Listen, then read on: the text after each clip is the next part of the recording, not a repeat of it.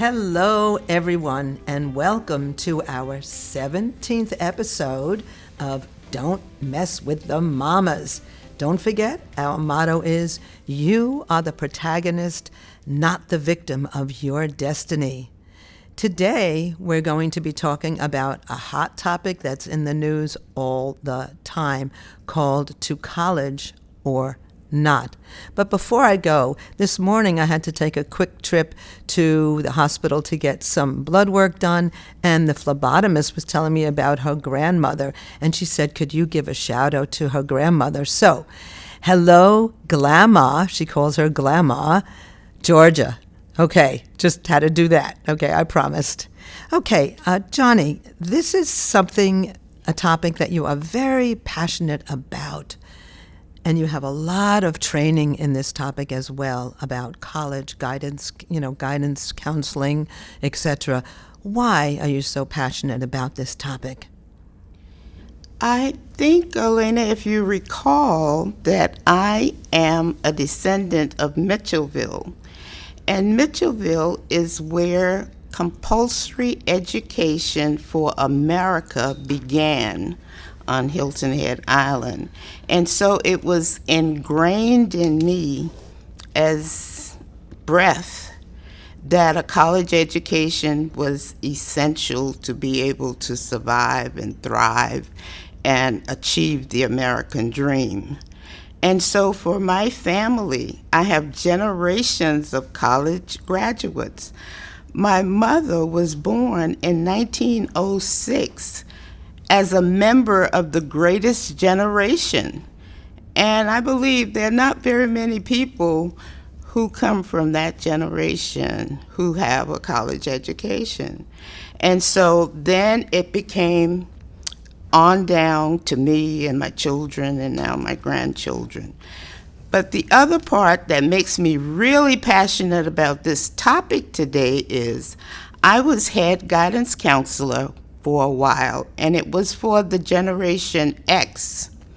And I just thought that everybody had to have a college education. It's like, you've got to go to college. I've got to find a way. You've got to find some way to go to college. And now, I'm not so sure. If I was a guidance counselor today, there would be very few that I would probably recommend college. It would be very cautiously, like, do you have a free ride, scholarship? Family, is your family wealthy enough to pay for everything? Are you going to become a doctor, a professor, a lawyer, or engineer? And if not, maybe we should talk about some other things. So that's what brings me to this point. And I'd like to know, for you, what's your perspective? Well, I think you hit upon something so important for today, and I agree that it was just an automatic. You would go to college, that's what you would do after high school. However, today, people are looking at things in a whole different directions, especially because college is very, very expensive, and there are so many other avenues to pursue. And I was reading recently that these days, a lot of young people, Gen Z and younger and whatever we're up to, Alpha, etc., they're thinking of themselves more as a consumer, and they're shopping around. They're not just automatically thinking, oh, I have to go to college. Now, I have to tell you, though, and we'll talk about the different avenues a little bit later on in this episode, but my experience at college, which was a difficult one because I wasn't able to go away at all, so I had to go from Brooklyn to City College of New York every day, and it was a bus, 2 trains, and then walking a half mile. And I didn't create any friendships, which is such a key component of college life. However, I had some courses that I absolutely adored, and I don't remember anything that I studied in high school, or barely, but I had a couple of courses that I'll always remember, and I think that's what college helps you with. It's not so much what you learn, but how you learn. and the interactions you have with different types of individuals that you would not have had the opportunity to have had you not pursued a college degree. And just to tell you about 3 courses, or actually 2, that stand out to this day, I took a course with Adrienne Rich, who is a very, very well-known poetess. And at that time, I didn't realize how famous she really was. And she compared my poetry to Lewis Carroll's. And I thought she was insulting me because in those days, as a college student, I took everything negatively. If somebody said something positive, I would twist it to the negative, and that was just my mindset. But it was so wonderful taking a course with her. What a wonderful, wonderful experience that I would not have had I not, pursued college. And another course was called Vampire in Fiction. Now, where are you going to get that in high school? And another course was all about Anthony Burgess. And these were courses that I really adored and had just wonderful, wonderful open dialogues that you just treasure every minute. But again, today there are so many different avenues to pursue, and we have to get away from the mindset that if you're not college educated, you're less than somebody who is college educated. Absolutely not. We have to respect and look at everyone equally. And to me, if you're skilled as a plumber, you are a magician, you are a genius, because I don't know the first thing about how to do anything with my hands. So I think people who are skilled to work with their hands are true magicians. But what about you? Let's talk about other avenues that you were looking at as well, Johnnie. Okay, I will start, I think, with something that might give everybody a chuckle. It does me when I say it or think about it. But of course, the first option today that we didn't have during our generation or my children's is YouTube University. Yes. You can learn how to do almost anything and everything. YouTube has it. And any question you have, I would always say, Mr. Google knows the answer. My grandson, he's a feminist. He corrected me and said, why do you say Mr.? So I say, Miss Google knows everything. Okay. So today, it's a whole different world. And but the other realistic options, I guess, is still military. Yes. I would think that people who really not sure of what they want to do, the family doesn't have the financial wherewithal or the guidance to direct them, that's an opportunity to go into the military, to become a grown-up, an adult, and to mature and to see the world. And if they opt for college or, as you said, decide they want to be a plumber, to go to another type of school. So technical schools, and I'm not even sure what's the common word for those schools anymore, but I'm thinking technical schools, used to be called trade schools. Yes. Community college. Yes. Where a business school, back in the day, they used to be called that. So whatever they're called, they are at home. You can stay at home with the family and still get what you need in terms of a career to have a wonderful life. And entrepreneurship. Some people come right out and already know what kind of business they want to do. I think on YouTube or one of those media sites, there's like an 8-year-old girl who has her own farm. So it's, entrepreneurship can happen right after high school. And then there's entertainment. A lot of the stars and the most famous singers, Jay-Z, I don't think ever went to college. I don't think Beyonce finished high school. So, entertainment, professional sport.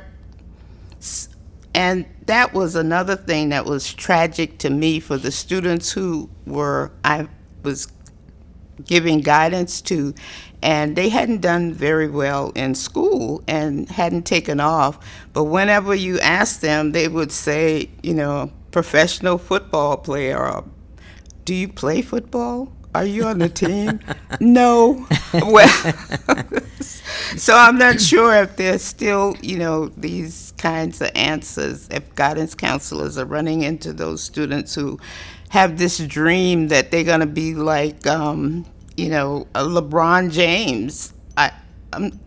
Correct me, I think he did finish high school, but I know he didn't go to college.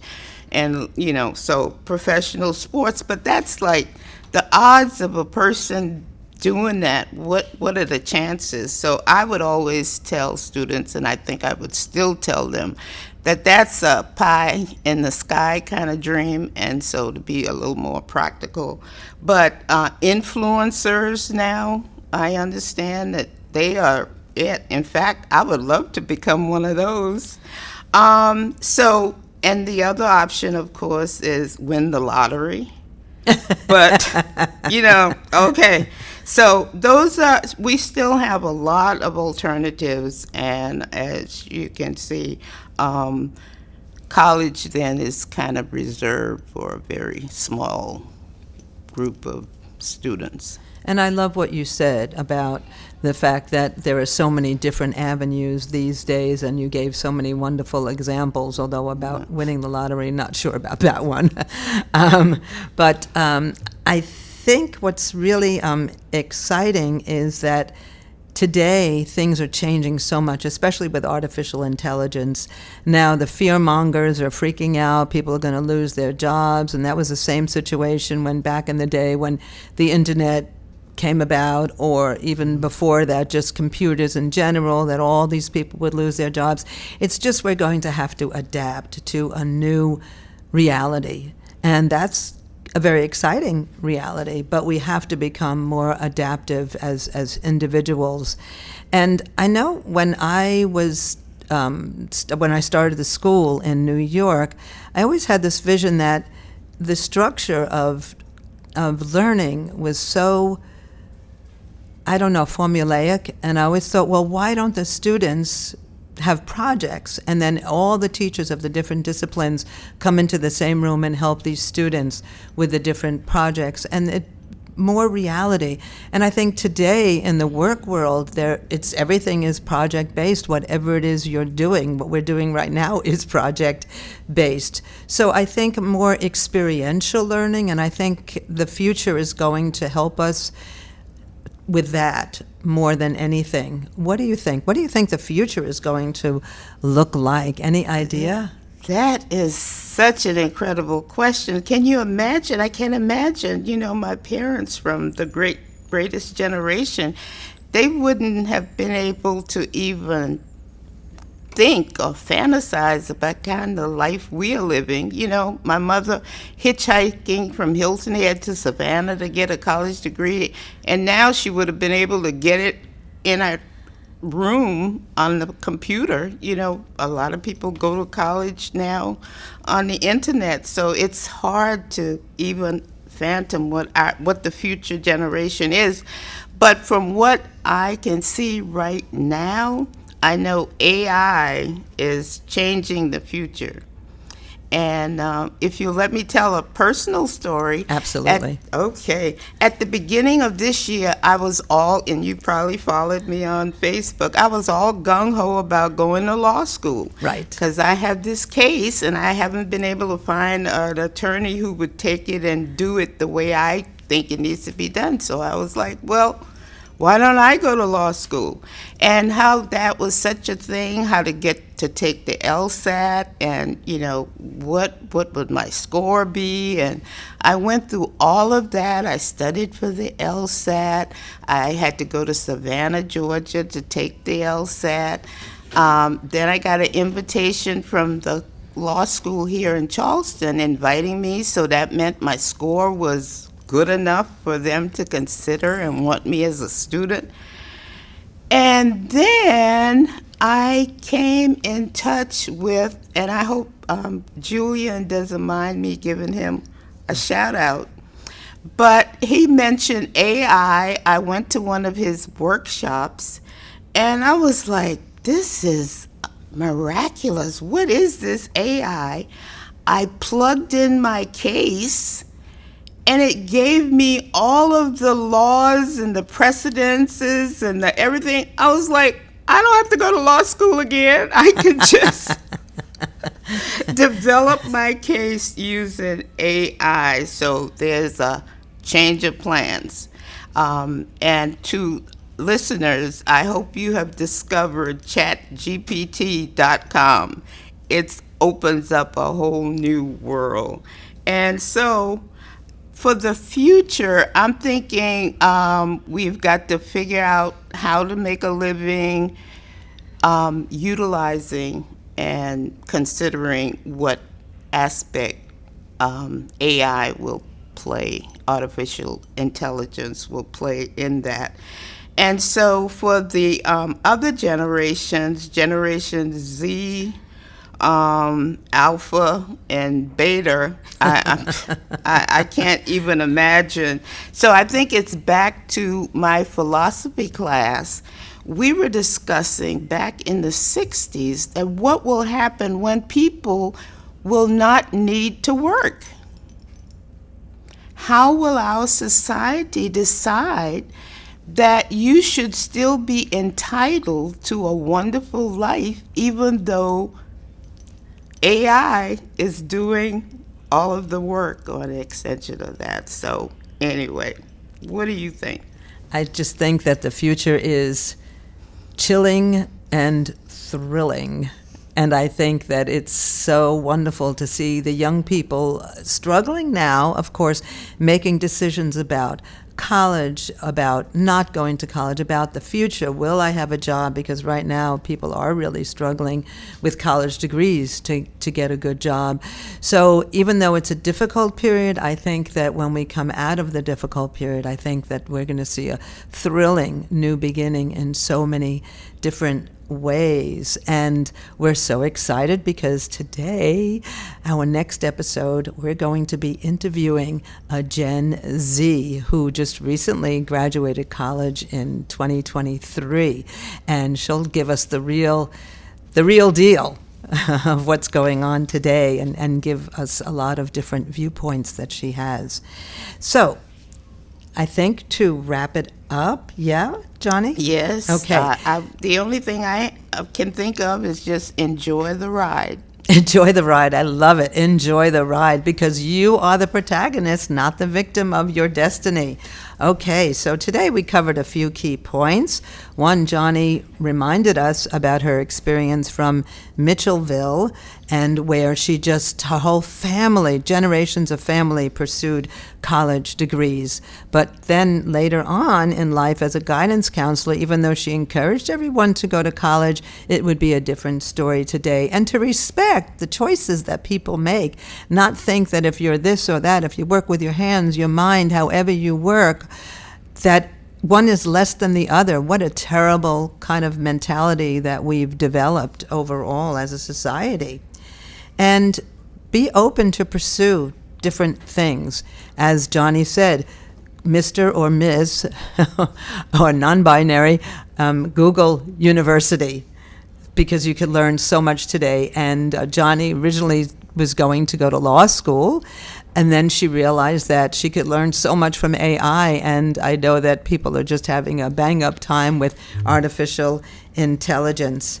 So I think that pretty much those are the key points that we discussed, but remember, enjoy the ride. It may be difficult now, but we'll come out of it so much better. We've always had when we look back, historically.